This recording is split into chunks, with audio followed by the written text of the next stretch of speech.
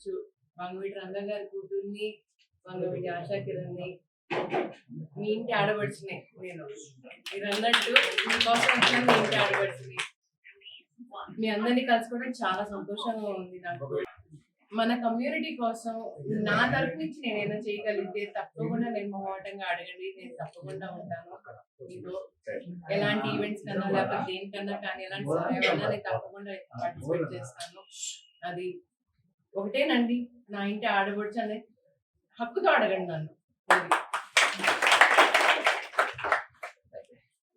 రజనీకాంత్ గారి గురించి చాలా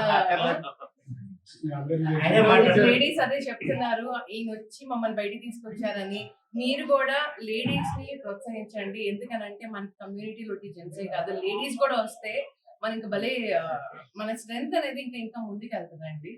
కాబట్టి లేడీస్ ని ప్రోత్సహించండి. అలాగే ఇందాక వాళ్ళే చెప్తున్నారు మమ్మల్ని ప్రోత్సహించే వాళ్ళు లేరని చెప్పి. ఇవాళ టీమ్ లో 200 మంది ఉన్నారంట. నెక్స్ట్ టైం వచ్చేసరికి మీ హెల్ప్ తో ఇంకా నాకు ఒక 2000 మంది తయారవ్వాలండి. సైన్యం. ప్రస్తుతానికి ఏ పొలిటికల్ ఎంట్రీ లేదండి, రంగా గారే.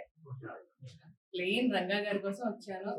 రంగా గారి టీం ని బలపరచడానికి. తెలుసు కదండి, రాధారంగ మిత్రమండలి మంది రంగా గారు అప్పట్లో ఆయన మొదలుపెట్టి ఒక 20 మందితో మొదలు పెట్టారు.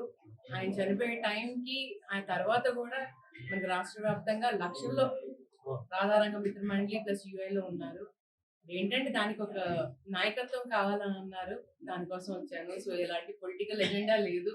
దయచేసి పార్టీలు కొంతమంది అంటే సోషల్ మీడియాలో ఇచ్చేస్తున్నారు, దయచేసి నమ్మకండి.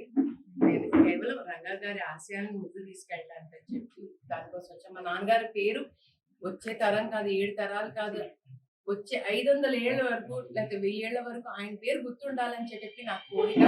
ఆ కోరిక కోసం వచ్చాను.